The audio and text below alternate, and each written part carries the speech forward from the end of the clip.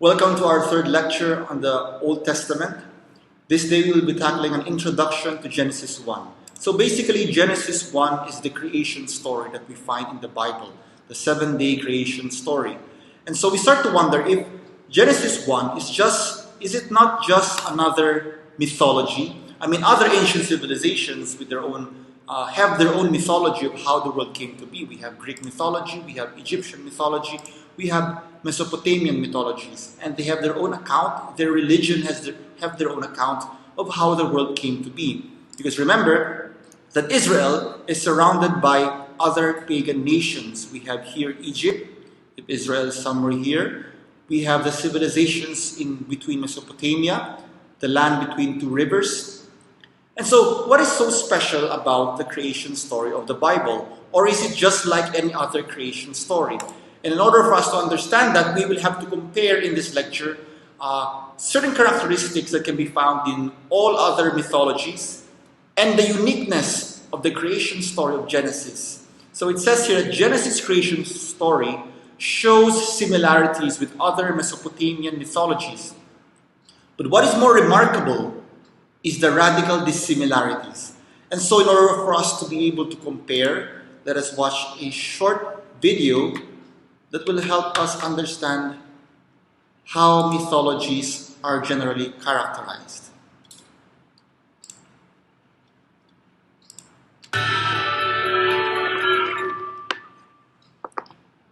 Last week we started with spitting, vomiting fathers, some of whom managed to pull off creation without any female counterpart. In general, though, the world's creation myths include some kind of duality, whether it's that separation of male and female, light and dark, good and evil, or day and night. The idea of Mother Earth is a pretty common one in the West, and it's been remarkably persistent. In fact, in the 1970s, British scientist James Lovelock updated the myth in a scientific hypothesis, defining Mother Earth under her Greek name Gaia as a complex entity involving the Earth's biosphere, atmosphere, oceans, and soil, the totality constituting a feedback or cybernetic system which seeks an optimal physical and chemical environment for life on this planet. So let's begin with the mother of them all, Gaia. According to Hesiod, first came the chasm, and then broad-breasted earth, secure seat forever of all the immortals who occupy the peak of snowy Olympus. Earth bore first of all one equal to herself, starry heaven, so that he should cover her all about, to be a secure seat forever for the blessed gods. But then, bedded with heaven, she bore up deep, swirling Oceanus, and a bunch of other supernatural beings, including Ceus, Creius, Thea, Rhea, Memory, Phoebe, Tithys, and most important for us in this episode, Cronus, god of time and future castrator. These beings are called the Titans. Gaia also bore the one-eyed Cyclopses and the Hecatoncheires, who were giants with 100 arms and 50 heads that were so scary that heaven hid them away in a cavern inside of Earth called Tartarus, which made Earth angry. But really, can you blame heaven? Those are 50 faces only a mother could love. Before we get into all the incest and castration that follows, let's pause and think about why people might want to characterize Earth as a mother rather than a father. One obvious answer is that traditionally, mothers are the ones who give birth, unless we're talking about seahorses. So it's not a huge stretch to think of creation as coming from mothers. And mothers are nurturing in the biological sense, that they provide physical food for infants. By the same token, in agricultural societies, and probably hunter-gatherer and herding cultures too, the earth provides the food that people and animals need to live. So the metaphor of Mother Earth makes a lot of sense. The mothers of myths aren't always the most doting, and they're often pretty powerful. In many myths, they love their children a lot more than their husbands, who, to be fair, can be apocalyptically horrible. Let's go back to the Greeks. We saw in a previous episode what happened when Earth, or Gaia, was ticked off that Sky, aka Ouranos, had locked up her 50-headed children. She gave a sickle to her son Cronus, who castrated his dad, and as a result, Aphrodite was born. Surprisingly, Uranus didn't harbor too many hard feelings, maybe because he and Gaia knew that it would soon be curtains for Cronus, at the hands of his own children, no less. We're going to see this prophecy about a son overthrowing, or possibly even killing, his father a lot. And your parents were worried about your goth phase. Ooh. Cronus, knowing what he had done to his own father, was understandably nervous about his children, born to his sister Rhea. Again, incest, pretty common in cosmologies and pantheons. Actually, maybe we could just have some kind of incest alert instead of me mentioning it every time it comes up. Yeah, that's perfect. That's right. So, as each of his children were born, Cronus took them up and swallowed them. As Hesiod tells us, his purpose was that none but he of the lordly celestials should have the royal station among the immortals. In the same way that Gaia was upset about Uranus imprisoning the Hecatoncheires, Rhea was not thrilled about Cronus eating all of her children. So with the help of her parents, she came up with a plan. When her son Zeus was about to be born, Rhea snuck off to Crete to give birth and handed baby Zeus off to his grandma, Gaia. Rhea then wrapped a stone in a onesie and showed it to Cronus, who, no big surprise, grabbed the stone and ate it. Apparently he had very strong teeth and also was somehow unfamiliar with the density of your standard baby, but hey, okay. Zeus grew up and he set to work overthrowing his dad and fulfilling the prophecy, because that's how prophecies work. Knowing that he needed help to unseat his father and the other Titans, and also to set his siblings free from daddy's tummy, Zeus released those 50-headed Hecatoncheires, and together they went to war. He also freed Rhea's other children, and together they defeated the Titans. Zeus and his fam became the gods of the Greeks. Like I said, this idea of the son rising up to supplant the father, causing a war in heaven, is pretty common in a number of creation stories. For example, in the Norse creation myth from the Prose Edda, an Old Norse text, we find the evil frost giant Ymir, who not only created man and woman from his sweaty left armpit, which explains a lot when you think about it, but also created a family of frost giants. And also, somehow, another man named Buri, who has a son named Bor, who in turn married Bestla, the daughter of the frost giant Bolthor, because I guess alliteration was in the style at the time. Bestla gave birth to 3 sons, Vili, Ve, and Odin. So here's where the story gets really interesting. Thought bubble? The 3 brothers, Vili, Ve, and Odin, hated Ymir and the other frost giants, even though they created them. Notice the emerging theme here. So then they battled and defeated them, killing Ymir. Then the 3 gods used Ymir's body to create the world.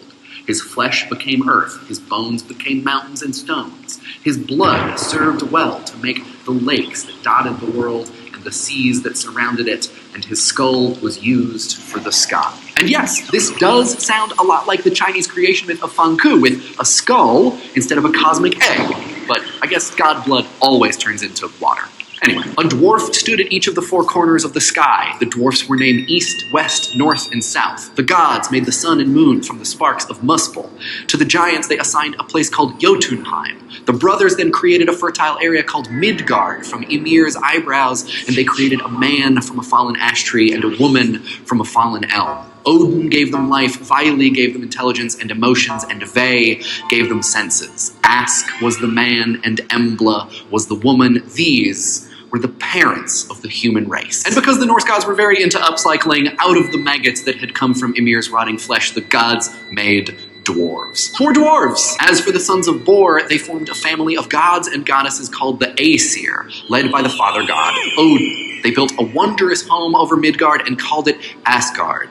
The 2 zones were linked by the Rainbow Bridge, Bifrost. Thanks, Thought Bubble. We'll be hearing more about these gods of Asgard later, but right now I want to use this myth as a rainbow bridge, my favorite kind of bridge, to a similar creation story. Fans of Crash Course World History know that we love the Epic of Gilgamesh, but there's another sacred text from that part of the world, the Enuma Elish from Babylonia, that gives us one of the world's oldest creation stories. And hey, surprise, it also features a war between younger gods and their parents. As a bonus, it also has primordial waters, an angry mother goddess, and a big, bad creator dad. Oh, Stan, could you just make a note to trademark Angry Mother Goddess and Big Bad Creator Dad? Band name, game series, sandwich menu items, possibilities are endless. In the beginning of the Enuma Elish, the primordial freshwater, Apsu, and the primordial saltwater, Chamat, get together, if you catch my drift, and produce the land in the form of silt deposits Lamu and Lahamu.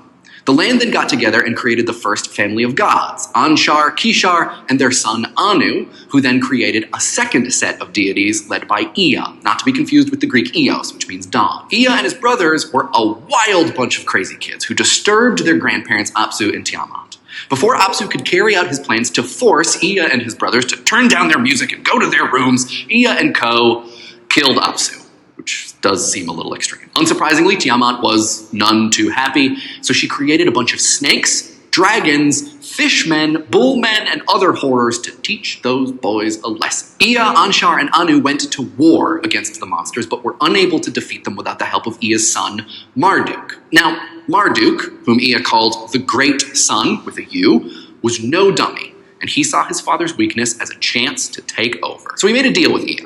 Marduk would help defeat Tiamat if he could be named King of the Gods and also the Universe, NBD. Ea agreed to Marduk's deal, and he went off to fight Tiamat, who, as sometimes happens, had transformed herself into a sea monster. We made it to sea monsters. Anyway, you probably know where this is going. Marduk defeated Tiamat and became the King of the Gods. But hey, surprise ending, Marduk took Tiamat and divided her like a shellfish to create the world. Out of her head, Marduk made a mountain. Her eyes became the Tigris and Euphrates rivers, her breasts, hills, her nostrils, reservoirs. Marduk then established Babylon as his temple city and the unified home of the gods. Out of the blood of Tiamat's son, Kingu, Marduk had Ea create humans who would do the work that the gods preferred not to do, like weeding and estate planning. Gods hate that stuff. So once again, we see that a parent is divided up to create the physical world. Often this division is described as a sacrifice and used to explain sacrifice rituals we find in many religions. Now, are these myths just a way of justifying existing religious rituals, or is there something else going on here? Maybe these myths have a psychological dimension too. They illustrate the willingness parents may have to sacrifice anything for their children, but also some of the messy, complicated, angry feelings that parents can feel towards their kids and that kids can feel towards their parents, though thankfully that usually doesn't result in castration. These myths show us that these feelings are as old as, and are even maybe the source of, creation itself. Thanks for watching. We'll see you next week. Crash Course. So that was a brief description of the mythologies of the ancient Greeks. And it also mentioned the mythology of ancient Babylon and Numa Elish, which we will discuss in more detail later. So there are certain characteristics that we can identify in the pagan mythologies. The first characteristic is that the creation of the world is described as a mythology of the gods. And what is a mythology?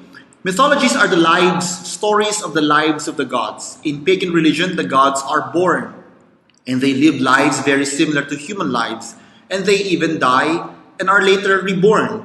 They fight among themselves, oftentimes childishly. So we see that there is that the gods are just like human beings. That's one characteristic that you will identify in the mythologies of the pagans. The second is that there is a fluid or confused boundary between the divine, the human, and the natural worlds. Gods are associated with the natural world. There is no real distinction between the worship of gods and the worship of nature. In pagan mythologies, we see that the natural phenomena, like the sun, the stars, the moons, they're actually gods for them.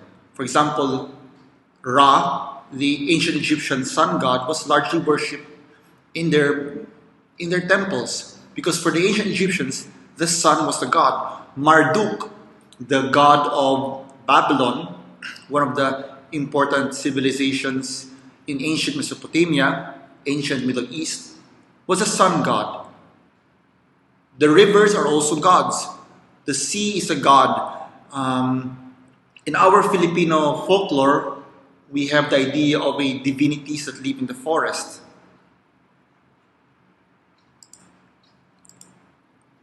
In pagan mythologies, we see that the gods are often associated with the elements. There is a fire god, a water god, an earth god. In fact, the whole world is teeming with gods, and divinities. And in ancient Greek mythologies, we also have ideas of half human, half gods, or human beings becoming gods. We should not confuse this with the Christian idea of Christ as true God and true man. That is totally different, and we will explain next semester in our course in the New Testament. But the point is that in all these mythologies, the human world and the divine world are not so different. It's like we inhabit the same reality, and so gods can come down from Olympus, they can come down from Midgard, from Asgard, and all this. The relationship is fluid. The boundary between heaven and earth is fluid. The third characteristic is that, as we have seen in the video, there are good gods who might protect human beings. There are also evil gods who seek to destroy both humans and other gods. Death and disease are consigned to the realm of evil demons, but these evil demons are also siblings with the good gods. In other words, for example, in Greek mythology, Zeus, who is represented as the highest god, is a positive force, is actually a sibling, the brother of Hades, the god of death of the underworld. In the same way, we have Thor in Greek mythology and his brother Loki. So Thor is the good god, and Loki is the mischievous god, the bad god. So good and evil are not really distinct in the sense of the biblical view of good and evil. So there are gods who are good, there are also gods who are evil. Characteristic number 4 is that the universe is both good and bad. The universe is good and evil. Evil is built into the structure of reality. Evil is a something existing in the universe. That's why we have the concept, for example, among Oriental countries in Asia, the concept of yin and yang. Reality is yin and yang. Reality is order and chaos. Reality is good and bad. Reality is masculine and feminine, right and wrong. It is basically a mixture of both good elements and bad elements. That's how the pagan world understands reality. So for them, evil or badness it's an existing reality. It's a force that is existing. Characteristic number 5 is that human beings are basically powerless in the continual cosmic struggle between the good gods and the evil demons. So basically, we human beings are just spectators in the clash of the gods. And so when the gods go to war, we human beings could do nothing, basically. Because basically the human beings, for these pagan people, are simply slaves. You see, the gods are not interested in human salvation. Because the gods, they're trying to save themselves from the attack of other gods. As we have seen, gods are constantly fighting against themselves. So there is really no ultimate omnipotent God. All the gods are more or less able to destroy each other, able to threaten each other. And they don't really care about human beings because they're busy with their own problems. As we have seen, human beings are created from the body of dead gods or from the sweat of the underarm of the gods. Human beings are created basically as slaves. So again, we see here that the fact that human beings are created from the dead bodies of the god, we see here how the divine realm and the human realm are not so distinct. There is a fluidity. I mean, the divine realm enters the human realm enters the divine realm. And basically, the image of the human person in mythologies is very pessimistic. The gods get angry and they kill humans whenever they want. For example, there's a story in ancient Mesopotamia when this god was asleep and the human beings were partying down on earth, and so the god got angry and he killed all the human beings. So human beings are just like playthings for God. They're just like slaves of the gods. And this presents us with the idea of the king as being a son of God, and so the slaves are all basically put there by the God to serve them. So slavery was commonplace in the ancient world. We see here a bas-relief of the ancient Mesopotamian mythology of Enuma Elish. So there is a good god in the right side, and there is the evil monster god in the left side.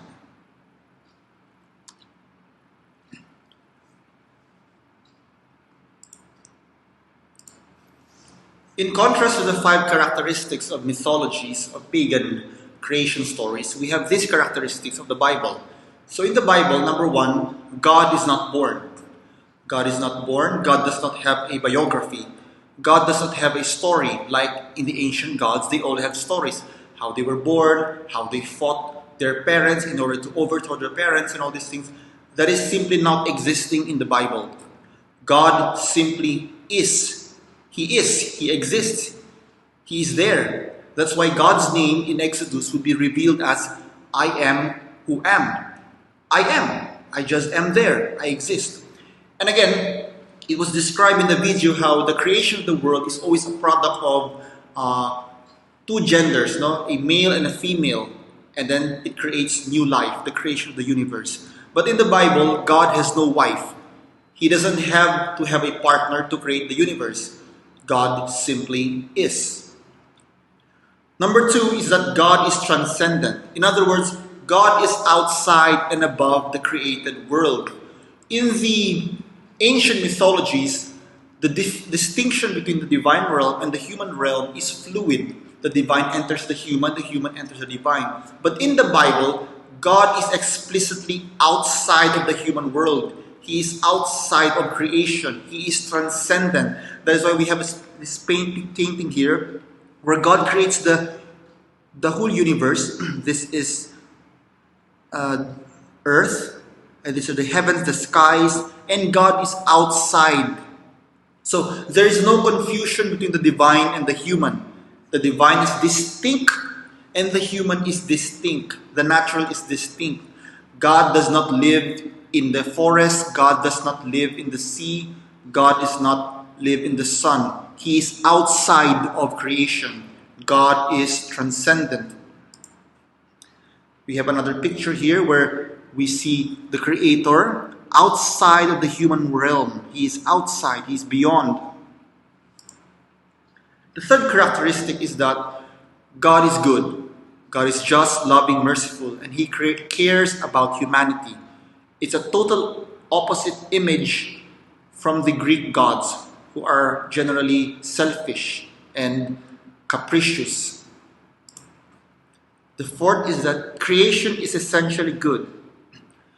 Whereas in the pagan world, creation is both good and evil. In the Bible, it's essentially good. Evil is not an existing stuff. It's not a yin and yang. Evil is a moral reality. It means evil happens because man chooses to do bad things. It isn't just some kind of a reality that's there.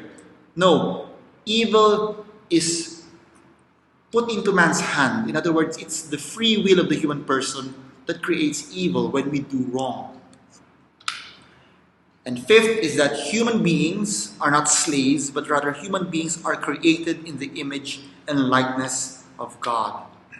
So we see that the Genesis creation story shows similarities with other Mesopotamian mythologies. But what is more remarkable is the radical dissimilarities between them. So, just a recap. The characteristics of the pagan worldview is that, first of all, their creation story is a mythology. The divine, human, and natural are mixed. There are good gods and there are evil gods. Good and evil are metaphysical stuffs that are part of creation. And human beings have no dignity. In contrast, in the biblical worldview, there is no mythology, there is no story of God. God is simply there. The divine transcends creation. There is no mixing between the human and the divine. The divine is utterly other. Iba, ibang-iba ang Diyos. God is essentially good. Creation is primarily good. Evil is an ethical human choice. Evil is not a something. Rather, evil is a choice that a person does when he chooses to do bad things. And lastly, human beings are created in the image and likeness of God.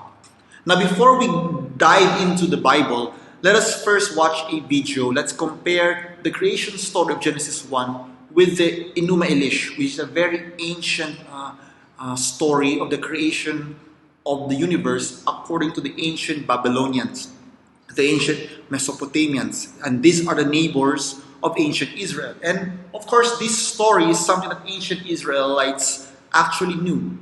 So let's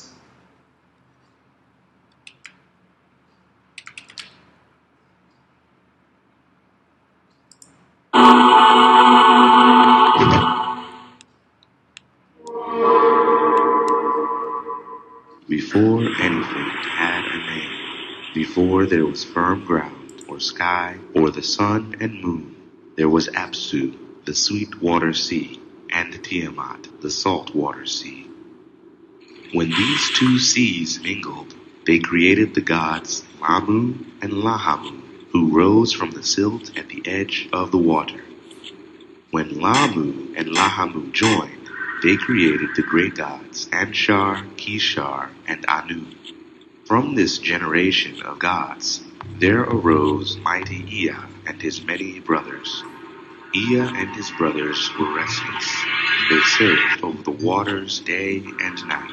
Neither Apsu nor Tiamat could get any rest. They tried to plead with the gods to tread softly, but powerful Ea didn't hear them. Apsu decided the only way to have some peace was to destroy Ea and his brothers. He began to plot their demise with some of the first generation gods. But Ea heard of their plans and struck him down first. This began a war among the gods. Tiamat was furious that her mate was killed, and she began producing great and ferocious monsters to slay Ea and his brothers. She created poisonous dragons and demons and serpents. She created the viper, the sphinx, the lion, the mad dog, and scorpion man. The chief of them all was called Kingu. He led the army of Tiamat's monsters into heaven against Ea and his brothers to avenge Apsu's death. While Tiamat fashioned her army, Ea and the goddess Damkina created the great god Marduk.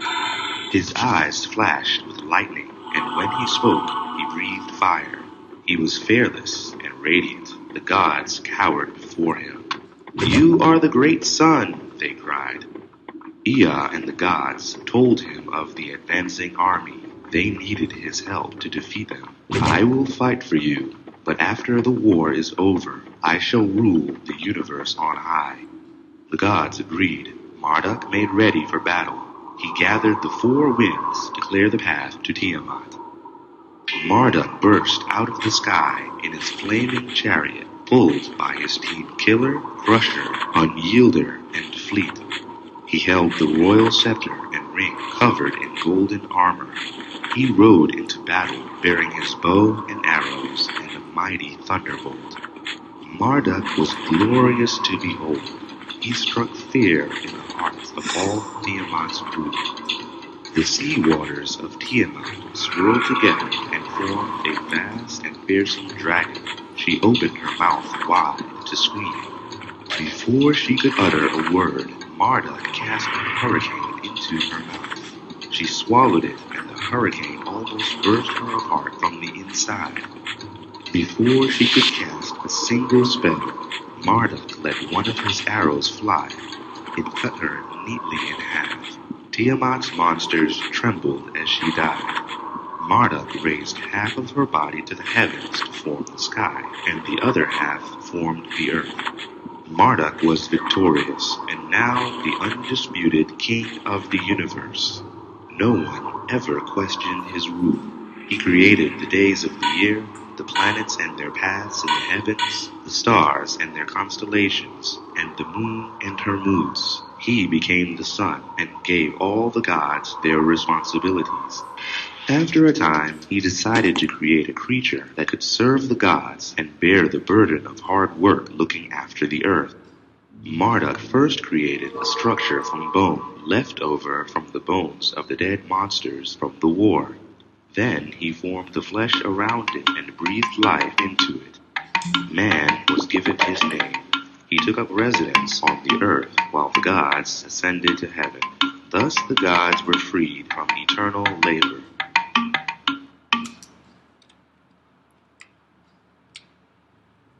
So that is the Enuma Elish, the ancient Babylonian, Mesopotamian creation story.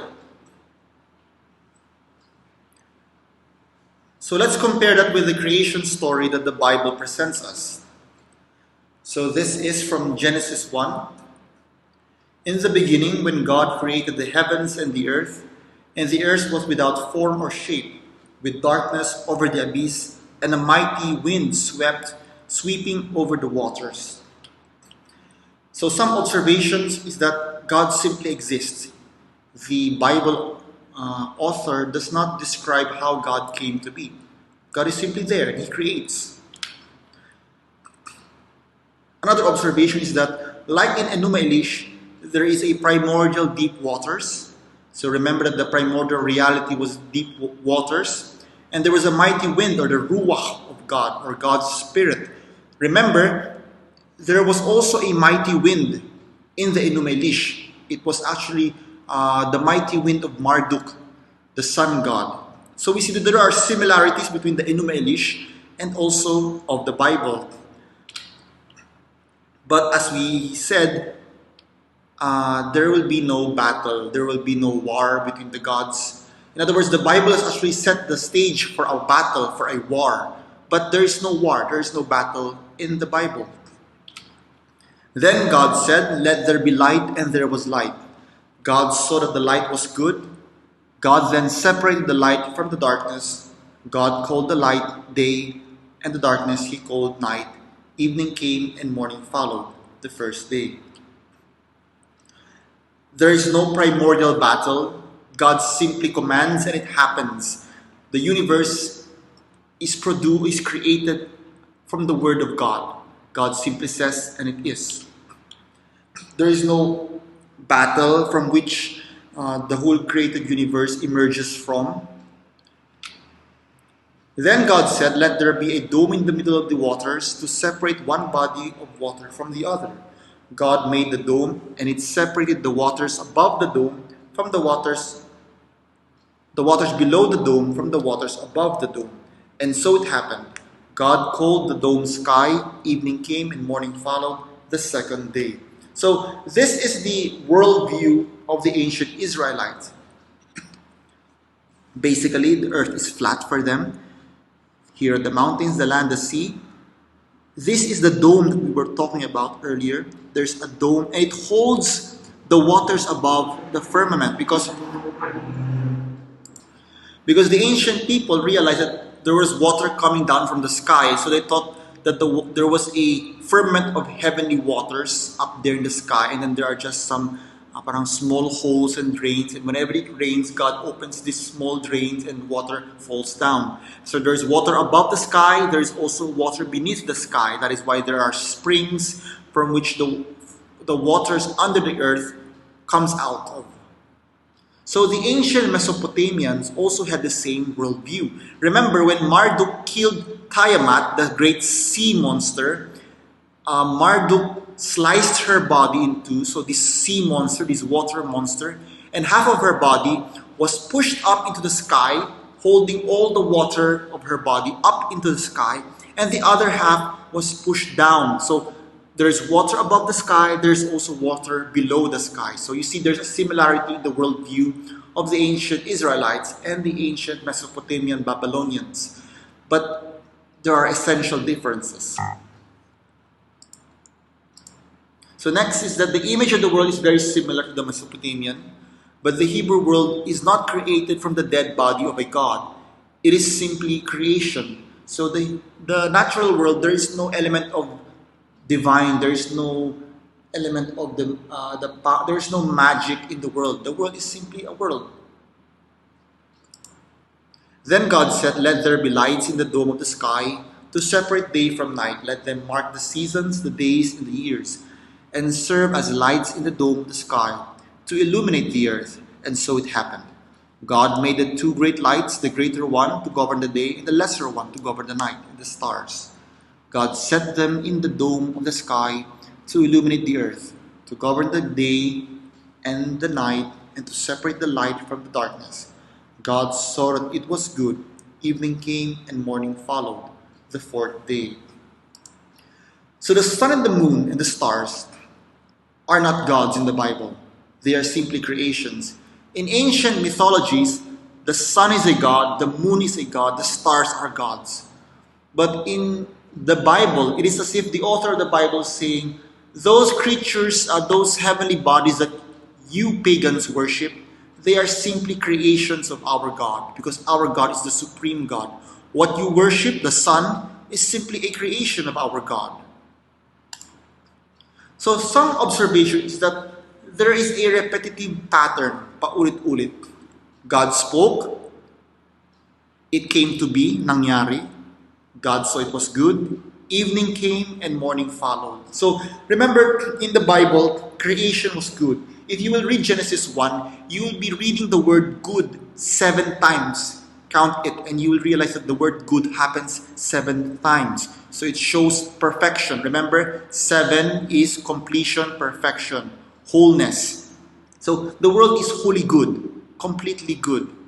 And we see that there is a pattern. There is a pattern that is paulit-ulit, because remember when I told you that the Bible was not originally written. It was originally oral tradition. It was handed down through word of mouth.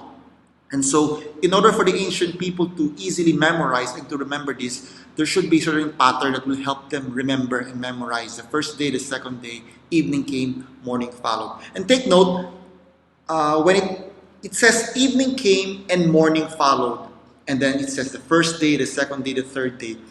Why is it that they always say evening came and morning followed? Because usually, for us now, modern people, we understand a day as starting from the morning and the day ends in the evening. But for the ancient Israelites, the day begins in the evening. At 6 p.m., it is already a new day. Bagong araw na. It's the beginning of a new day, and then the day ends at 6 p.m. So in other words, if today is, I'm recording this at Saturday, later at 6 p.m., it is already the beginning of Sunday. So that's how the ancient Israelites counted the days. Then God said, "Let the earth bring forth every kind of living creature, tame animals, crawling things, every kind of wild animals." And so it happened. God made every kind of wild animal, every kind of tame animal, and every kind of thing that crawls on the ground. God saw that it was good. Then God said, "Let us make human beings in our image, after our likeness. Let them have dominion over the fish of the sea, the birds of the air, the tame animals, all the wild animals, and all the creatures that crawl on the earth." God created mankind in his image. In the image of God, he created them. Male and female, he created them. God blessed them. God said to them, "Be fertile and multiply. Fill the earth and subdue it. Have dominion over the fish of the sea, the birds of the air, and all the living things that crawl on the earth." God said, "See, I give you every seed-bearing plant on all the earth, and every tree that has seed-bearing fruit on it, to be your food.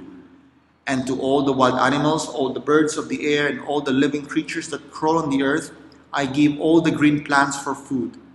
And so it happened. God looked at everything he had made and found it very good. Evening came and morning followed, the 6th day. So we see that the human person is the pinnacle of creation. It is the last creature to be created. In other words, everything that comes before the human being is actually a preparation. God prepares a world for the human beings. God gives him a garden. God gives him food to eat. And God creates man in his own image and likeness. So this is something very radical for the ancient people because, again, remember that for the ancient people, human beings were basically slaves of the gods. They were playthings of the gods. But here, the human person is given a dignity. God provides for him. God loves him. And God creates him out of his own image and his own likeness. Now, this idea of the human person being created in the image and likeness of God is not something common. It's something very unique, and it's something existing only in the Bible. It's a revolution because it's not very obvious that human beings are created in the image and likeness of God. You see, when you see poor, ugly, dirty, smelly people, the slaves, you would not think that these creatures are the image and likeness of God. But for the Bible, it asserts that yes, even if they are ugly, even if they are abnormal, even if they have Down syndrome, even if they are smelly and dirty, yes, they are images and likeness of God. In other civilizations, this is not true. Because this idea that man is created in the image and likeness of God was a revolutionary idea for an era when only the king is created in the image and likeness of God. For the ancient people, again, the king was a god. The king and his family, they were gods. And when you look at them, they were well-dressed, they were clean, they were good-looking. Indeed, they are gods. But when you look at the slaves, they don't look like God. They are dirty. In fact, in India right now, we have the caste system where there are people in the lowest caste system, the untouchables, and you're not allowed to touch them. People from the other classes of society should not touch them because they will be defiled, because these people, the untouchables, are considered dirty. So they are not seen as created in the image and likeness of God. So the Bible is revolutionary, it's unique. Another unique observation is that both man and woman are created in the image and likeness of God. We see here the creation of Adam. In a world where women are generally considered as inferior creatures, they were less than men, the assertion of the Bible that both man and woman are created in the image and likeness of God is very unique. Because even until now, some societies still generally consider women as second-class citizens. Now, this was even far worse during the ancient times. Women were considered only as slaves. Women were less human. I think among the Greeks, the Greek doctors would say that women are imperfect human beings because one is that they do not have the male genitalia, they do not have a penis, so they are already imperfect in that aspect. Second thing, the ancient Greeks thought that life came from the man, from the semen of the man, which would be injected into the woman, and the woman was simply like a receptacle,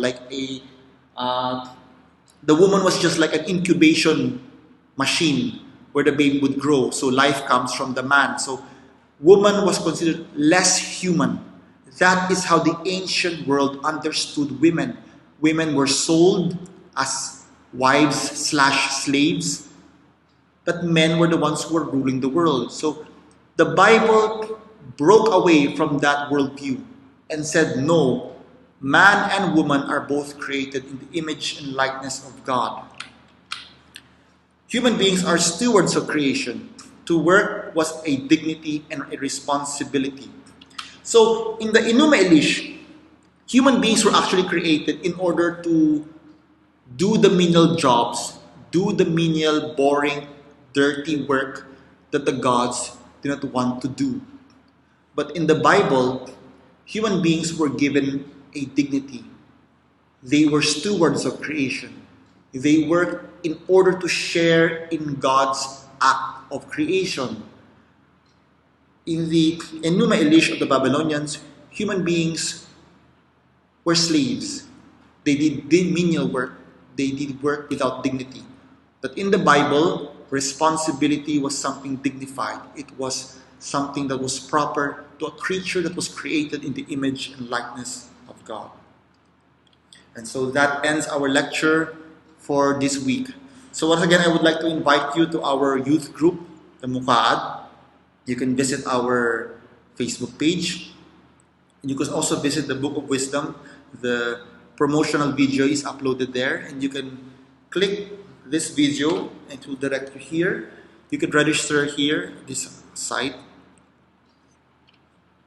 So take note that the grand opening of Mukaat is on Sunday, September 27, next week at 1:30 p.m. So I am inviting all of you just to watch. Now it will just take like 45 minutes. Mag-register lang kayo and then watch it for 45 minutes. If you like it, then you can continue. If you don't want, then you can just simply stop.